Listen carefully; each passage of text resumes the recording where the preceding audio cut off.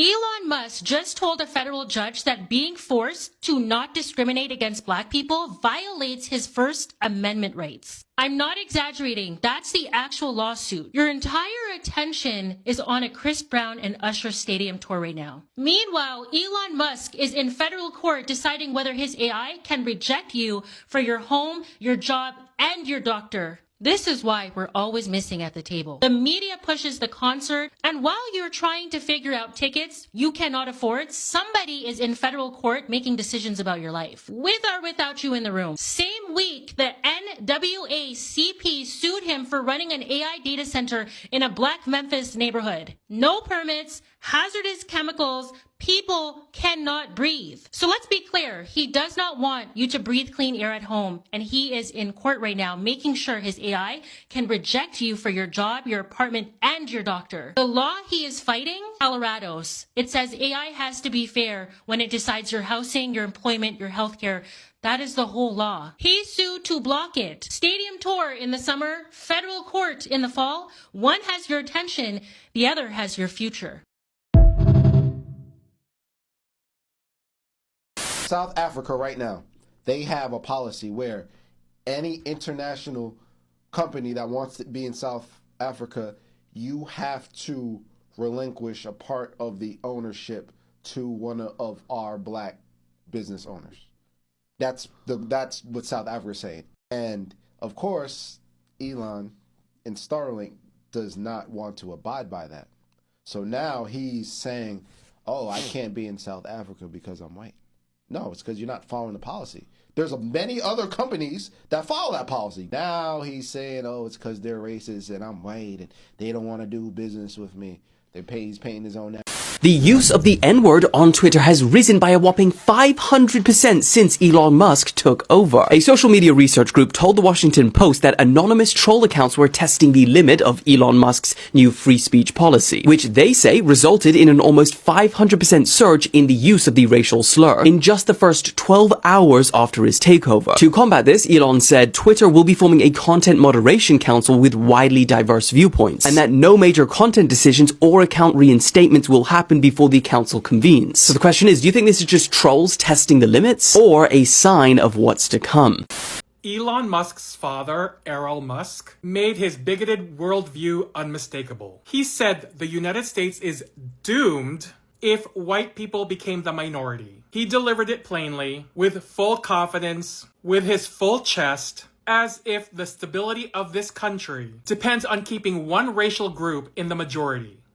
Is America, in the next 20 years, will become for the first time in its history a minority white country.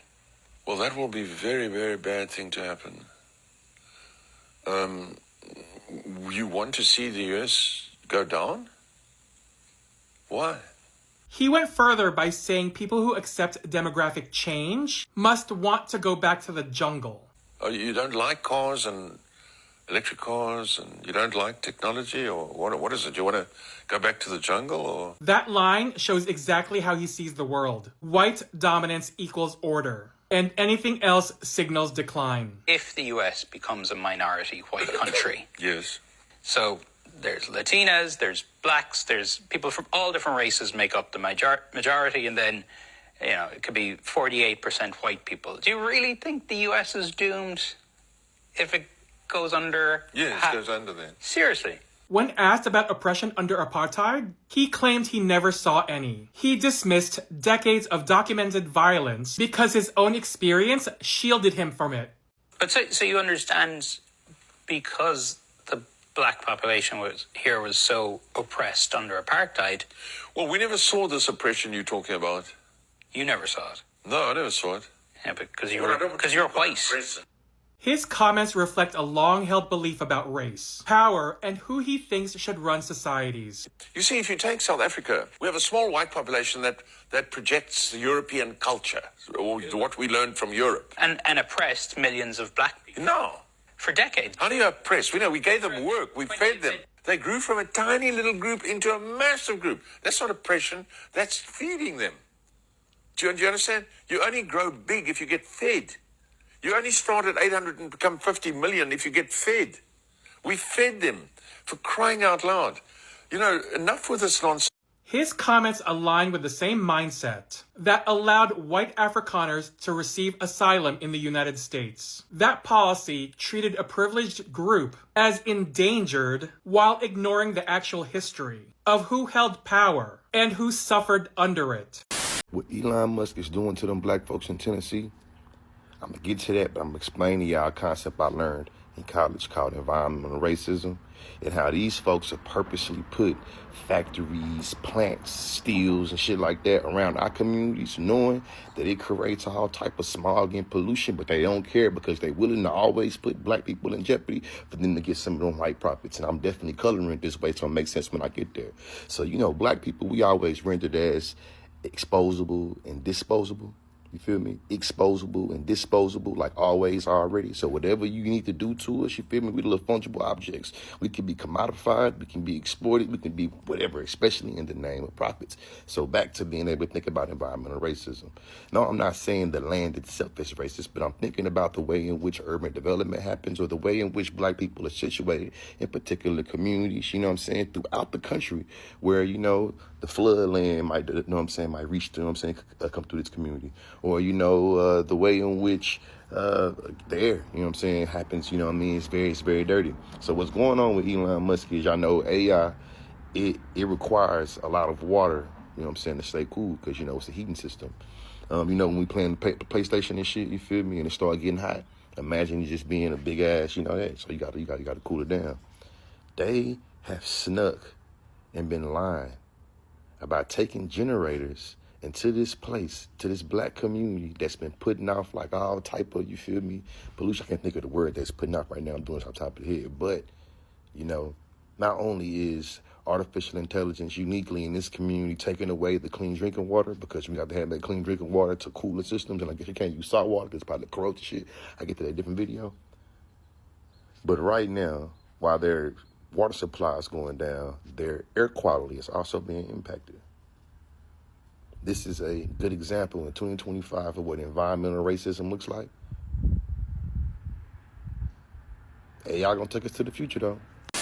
Elon Musk's AI company just sued the state of Colorado because the state of Colorado told him to prove that his AI doesn't discriminate. If you've ever been denied a job, healthcare, or housing, you want to listen to this, because AI algorithms are making poor decisions on behalf of black and brown people, and this lawsuit could have national implications. For example, a company, SafeRent, used an algorithm to score renters, and black and brown applicants were disproportionately rejected. They settled over a $2 million lawsuit. The algorithm never had to prove it was fair before it deployed. A University of Washington study gave 3 AI models 3 identical resumes. White associated names were preferred 85% of the time. Black associated names were preferred 9%. And we wonder why black women, black people have been struggling to get employment. A clinical algorithm used by hospitals required black people to be significantly sicker than their white counterparts in order to receive the same level of care. Because black patients historically spend less on healthcare due to systemic racism, AI learned to value their healthcare less. This is why the Colorado law matters. Because Colorado said if AI is making decisions about people's livelihood, it has to show its work first. So why would Elon Musk and his company XAI and Grok think that that's a bad idea? Who is the algorithm really protecting? Because it's not protecting you. Guys, look at this. Elon Musk and Cyril Ramaphosa, they have been going back and forth. Elon Musk, he posted this on X saying racist laws in South Africa are evil and the politicians that push these laws are shameful, disgusting people. And he posted it with Cyril Ramaphosa's picture. Well, Ramaphosa, he responded to this. He made a video talking about exactly what these laws do. Look. You will never find race-based laws in our laws. They are laws that are empowering all our people. Now, just to be clear, offshore-based companies that have difficulty because of their shareholding offshore where they come from, to in the end comply with the equity portion of our Black economic empowerment architecture, are given an opportunity through the equity equivalent process where they can do other things that are empowering. It could be in enterprise development, it could be in education, it could be in community development and all that. And many South American companies are complying with that. More than 600 US-based companies, including the blue chip companies such as Google, Amazon, Microsoft, you name them, even the big ones like General Electric. When they come to do business here, they comply with our laws. Just like all other US companies comply with the laws of the various countries where they operate. So singling out our BEE laws is to me quite dishonest. Ramaphosa, he gave a very clear explanation of the laws. He said that if companies do not want to give equity, they instead could invest back into South Africa, either through education or another method within the community. Personally, I'm surprised that Elon Musk, he's not very enthusiastic about these laws. You would think that since he is South African, he would be so happy to invest back into his people. But let me know what you guys think. Comment below. Elon Musk is suing to block a law designed to stop AI from discriminating against people, especially black people. As I've said over and over, it's a profitable business. Elon Musk doesn't want regulation on systems that decide who gets hired, who gets approved for loans, who gets flagged as a risk. Now, if you connect this to his platform, X, formerly Twitter, has already been called out for amplifying racially charged content, division, and narratives that disproportionately target black people through the usage of ambiguous statistics. So here's the real question. If your platform, Elon, already awards that sort of rhetoric, why fight a law meant to prevent bias in AI? Because this just isn't about free speech, if he was telling the truth, because that is a distraction. This is about control over what AI is allowed to say, and more importantly, what it is allowed to do. And if bias is already backed into his system, which we know based on his character, and he is resisting the fix, you're not neutral. You're protecting the outcome. So he doesn't fight anti-discrimination laws unless something in his system is benefiting from that discrimination. Not shocked. So Elon Musk recently shared a video on X that called VP Harris the ultimate diversity hire and suggested that because of her race, she unfairly made it the professional position that she's in today. But need we remind the richest man on earth how his family got their wealth? His maternal grandparents, the Haldeman's, were celebrity travelers from the United States and Canada who were famous for parading around colonial Africa in the 1950s in search for a mythical lost city. His paternal grandparents descended from the British and some of the earliest Dutch colonizers of South Africa, benefiting from later laws in their society that only granted rights to white males. In 2014, he himself claimed that his father had a share in an emerald mine in Zambia, something that would have been completely unheard of for the native black population living in apartheid South Africa. And as a quick recap, the apartheid era refers to a time in South African history where horrific violence and disenfranchisement enforced economic, political, and social oppression against non-white South Africans, especially black South Africans. Sort of similar to the Jim Crow era here in the United States. And Elon spent his entire life until his graduation from the elite Pretoria Boys High School living in this apartheid era society. During this time, Musk's father also states that they had so much money that at times they couldn't even close their safe. And of course, it's people like Elon who are completely fine with reaping the benefits of colonialism and apartheid while seeking to gut provisions that provide a semblance of relief for the people who suffered under those same white supremacist systems. In reality, DEI programs are a drop in the bucket of what's needed to address the historical and contemporary injustices that have kept black and other marginalized groups from fully participating in and benefiting from the economy. And almost ironically, it's the stories of people like Elon Musk and his family that are the quintessential examples of what necessitate DEI in the first place. But let me know what you think below and follow for more. My American people, this is extremely troubling. This is extremely important that you listen. Elon Musk and his rich, wealthy South African buddies have Donald Trump in their pockets, and they're planning to bring apartheid to America. Watch their moves. They are positioning themselves to bring apartheid to America. America, America, I am going on record saying this to you. We already made some foolish decisions. America, America, watch Elon. America, I'm begging you, I'm pleading with you, America. Watch Elon Musk. He is positioning himself to bring apartheid to our shores. And he's working on Donald because he knows Donald loves money. And he has a lot, and he's throwing it at him, and now he is positioning himself to bring apartheid to America. Think about it. Watch his moves. Watch his moves. Watch what he's doing. America, America, I'm going on record telling you all. I warned you all before, and you did not listen. And look at the state that we're in now. America, America, I am warning you. So I don't know who Elon Musk is. If I see him right now, I probably wouldn't recognize him. I just love Teslas. Always have.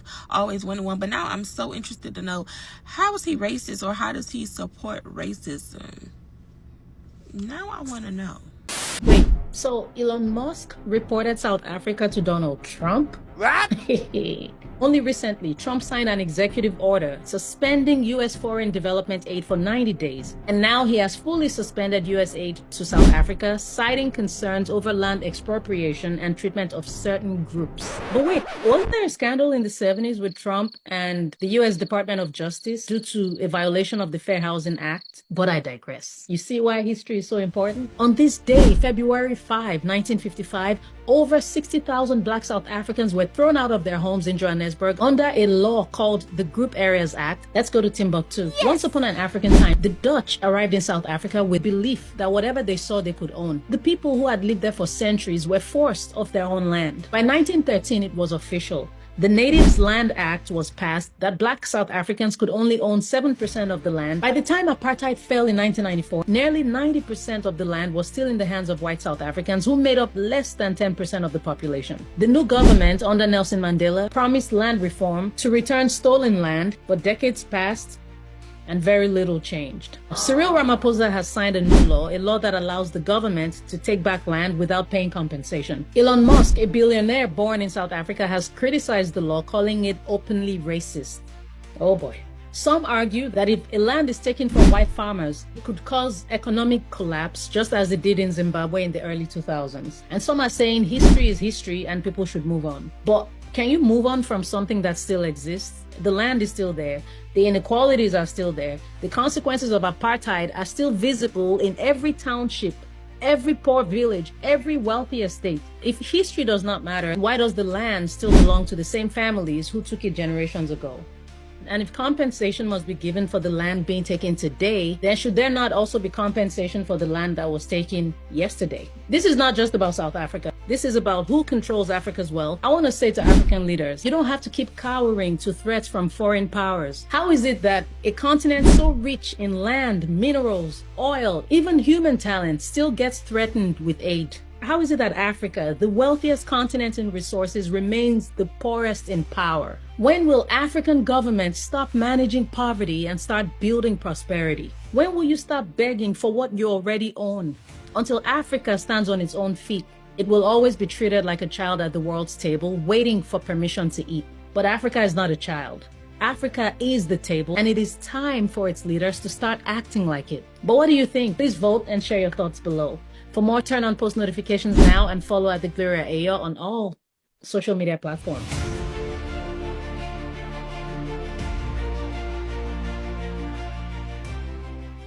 Elon Musk, Elon, is mad.